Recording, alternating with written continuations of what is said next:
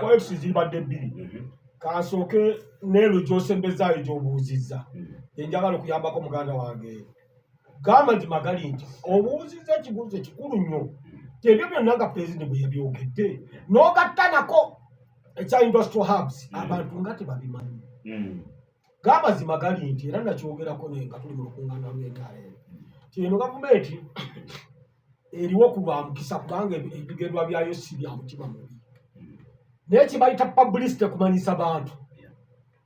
Olaba omusajja gwe bayita Nsibambi. Owe Mawokota. Alina program ku radio emu. Mawokota efaanana etya. N'abali eno ne bamanya ebifo e Mawokota. Naye gavumenti. Ono abadde annyonnyola programu za gavumenti mukulu Kyamani Bahati.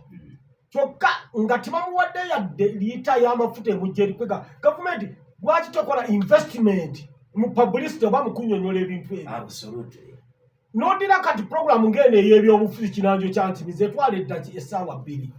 Lwaki tokula airtime n'ogattako eddakiika 3? Ate teri abasinga kwagala byabwe. Mu bbugumu eryo ery'obyobufuzi obaolyawo otudde mu ofisi ogenda moderator n'amanya moderator moderator n'amanya nti eddakiika gano 3 ngenda gawaawaanyiza mu ssaawa kati zifuuse 2.5.